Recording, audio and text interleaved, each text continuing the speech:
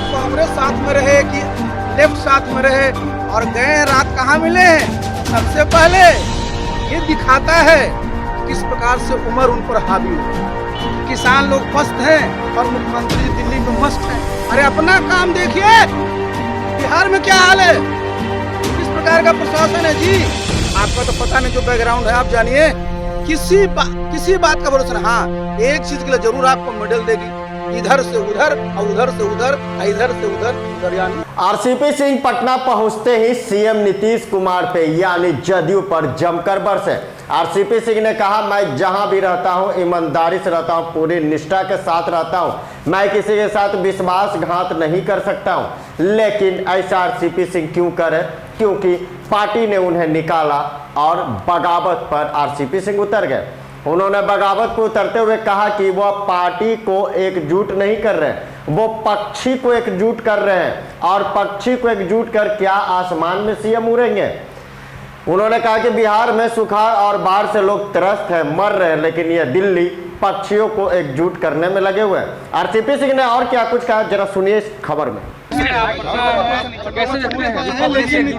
RCP जी आप पटना आ गए, लेकिन नीतीश जी दिल्ली में लोगों से मुलाकात करेंगे। देखिए, एक बात जरा समझ लीजिए, मुख्यमंत्री जी को बिहार की जनता ने 2020 में किस बात के लिए जनादेश दिया था? बिहार को विकसित प्रदेश बनाने के लिए और बिहार में काम करने के लिए। पहुंचे हुए कहाँ हैं अभी? आप खुद बोल रहे हैं दिल्ली पहुंचे हुए हैं। बिहार में आपको पता है ना क्या स्थिति है अभी? किसी भी क्षेत्र को ले लीजिए, खास करके देख लीजिए, इस बार बारिश कम हुई है। खुद जो हमारा नालंदा जिला है, आसपास इतने ज़िले हैं जितना हमारा पूरा दक्षिण बिहार के ज़िले हैं, क्या स्थिति है जी? आपको तो जाना चाहिए यहाँ, जहाँ देखना चाहिए कि किसानों को कैसे मदद हो सकती है। तो वो तो वही बात हुई कि किसान लोग पस्त हैं और मुख्यमंत्री जी दिल्ली में मस्त हैं। किस बात के लिए? तो साहब विपक्षी एकता। आप जरा सुनिए, मुझे थोड़ा हंसी भी आती है। वो विपक्षी एकता है या थोड़ा लोगों को खराब लगेगा कि पक्षी एकता में लगे हुए हैं। पक्षियों को जानते हैं ना, पक्षी में एकता हो सकती है क्या?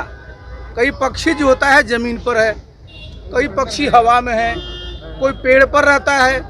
पक्षियों के तरह तरह के भोजन होते हैं, कोई जल में रहता है। वही हाल है अपने देश में। जितनी पार्टियां विपक्ष जिसको कहते हैं, पटना में ही आए तो थे, केसीआर आए, क्या हुआ जी?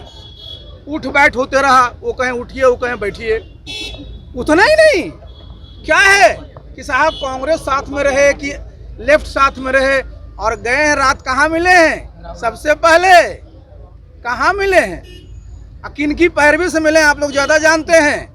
लेकिन ये भी जरा जान लीजिए, वो किसके प्रोडक्ट हैं? 1974 आंदोलन के, जेपी आंदोलन के। और स्वर्गीय जेपी जयप्रकाश नारायण जी पर लाठी किसने चलाया था जी? किस सरकार ने चलवाया था? इमरजेंसी किसने लगाया था? और जा करके फोटो खिंचवा रहे हैं। अब फोटो भी देखने कैसा कैसा फोटो आ रहा है। तो देखिए, इस बात को मैं कह रहा हूँ कि बिहार की जनता ने उन पर कितना भरोसा किया और उनको किस प्रकार का जनादेश दिया। लेकिन जनादेश का तो अपमान किया ही। और आजकल तो मुझे बड़ा एक बहुत बात के लिए तकलीफ होती है कि जिस चीज़ के लिए वो जाने जाते थे, किस चीज़ के लिए, कि संयमित भाषा बोलते हैं। मेरे बारे में, मैं विधानमंडल का सदस्य तो हूँ नहीं, वहाँ भी मेरे बारे पर मैं बोला, राष्ट्रीय कार्यकारिणी राष्ट्रीय परिषद में बोला। किस प्रकार के शब्दों का प्रयोग कर रहे हैं जी? उनकी भाषा बिल्कुल भ्रष्ट हो चुकी है। क्या शब्द है, तुम तड़ाम पर आ गए, ये उनकी पहचान थी। ये दिखाता है किस प्रकार से उम्र उन पर हावी हो रहा है, चीज़ों को भूल रहे हैं। और ये बहुत ही कोई अच्छा नहीं है बिहार की। अब कह रहे हैं कि प्रधानमंत्री का उम्मीदवार नहीं है। आजा सुनिए, मैं किसी का एजेंट हूँ क्या? ये सब जो मेरे बारे में बोलते हैं, एजेंट मैं हूँ। बैकग्राउंड पता है ना, मैं एजेंट हूँ। लेकिन हाँ, इतना जरूर है कि मैं जहाँ रहता हूँ, जिसके साथ रहता हूँ, पूरी ईमानदारी, निष्ठा और वफादारी के साथ। ये क्या बोलते हैं कि देश में तो कोई काम ही नहीं हो रहा है, बोल रहे हैं ना। जरा श्रीमान जी, हम तो इतिहास के विद्यार्थी हैं, आपका तो पता नहीं जो बैकग्राउंड है, आप जानिए। आज पहली बार इस देश के लिए गौरव की बात है कि हिंदुस्तान ने दुनिया में नंबर 5 में की अर्थव्यवस्था कायम कर ली है। हम किससे आगे हो गए? हम उस इंग्लैंड से आगे हुए हैं, इस इंग्लैंड ने हमारे ऊपर शासन किया था, इनको दिखाई ही नहीं देता है।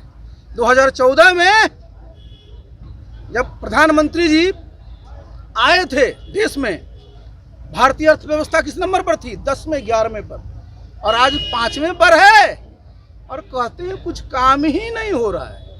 अरे अपना काम देखिए कि बिहार में क्या हाल है, किस प्रकार का प्रशासन है जी, किस प्रकार का कानून व्यवस्था है।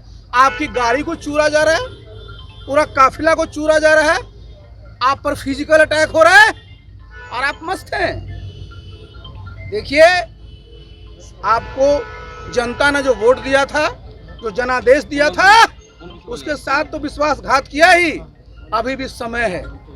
बिहार के बारे में जो लोग आपसे अपेक्षा करते हैं उसको काम करिए। और मैं किसी का एजेंट नहीं, मेरा जो फर्ज है, मेरा जो दायित्व है कि जिनके साथ रहे हैं उनके साथ पूरी ईमानदारी से। प्रधानमंत्री को उम्मीदवार नहीं है। तो सुनिए, मैंने बता दिया ना आपको, उम्मीदवार बनने में क्या दिक्कत है। लेकिन आप जरा समझिए किसको धोखा दे रहे हैं, किन कार्यकर्ताओं को ठग रहे हैं। 165 है अभी इनका यहाँ पर संख्या बिहार में, जो इनके जो जहाँ पर हैं ये, आप जरा समझिए 165 के आधार पर टिकट का बंटवारा होगा जी। गिन लीजिए इनके हिस्से जेडीयू में कब आएगा, 10 या 11, कितना जीतेंगे तो पता चलेगा चुनाव के बाद। और प्रधानमंत्री नहीं बनेंगे, अब कह रहे हैं विपक्षी एकता के चेहरा है। कौन बात के लिए चेहरा है?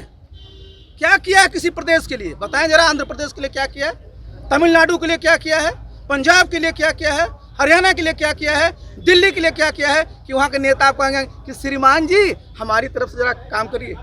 ये सब देखिए बता रहे हैं क्या है, समय काटना। मुख्यमंत्री जी दिन भर समय काटते रहते हैं। जरा जनता दरबार पर आइए, कल ही जनता दरबार हुआ है ना जी।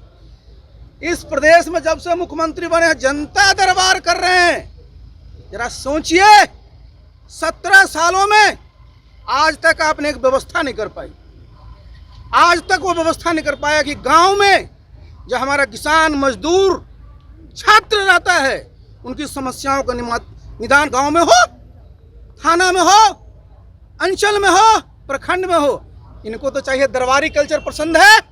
कहाँ ये तो पटना में आइए, यहाँ इनका दरबार लगेगा। वर्षों से दरबार लग रहा है जी। खर्चा जरा कहिए निकालने, इस पर व्हाइट पेपर निकालें कि जब से जनता दरबार किया है कितना खर्च हुआ है सरकार का और जनता का। अब मिला क्या है?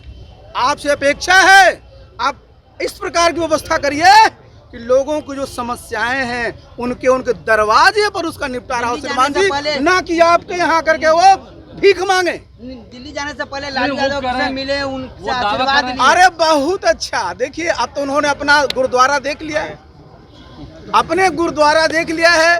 तो आप जरा समझ लीजिए कि बिहार की जनता ने, जरा एक बात पूछिए, उनसे पूछेंगे कि 94 में काहे अलग हुए थे जी, फिर जाकर के 2017 में काहे अलग हुए थे। उनके साथ में बोल रहा हूँ, उनके साथ 2 बार बताएं जरा। और अभी गए थे जहाँ मिले हैं कल, वो उनके पूरे पार्टी को क्या किया था, और जो साथ में गए हैं उनके पार्टी के प्रदेश के अध्यक्ष थे, वो भी श्रीमान जी कहाँ हैं। तो देखिए, बिहार की जो एक पहचान रही है और बिहार के लोग जिस चीज के लिए जाने जाते हैं उसके लिए काम करना पड़ेगा। 14 वाले 24 में नहीं आएंगे, वो कह रहे हैं। जो 14 में आए हैं 24 में नहीं आएंगे वो। अच्छा, वो कोई भविष्य वक्ता है क्या? उनका काम यही सब है। उनका काम है बिहार में काम करना, जो काम करने में मन नहीं लग रहा। मैं क्या बता रहा हूँ, सिर्फ समय काटना। अभी 4 दिन दिल्ली में समय काटेंगे, क्या होगा?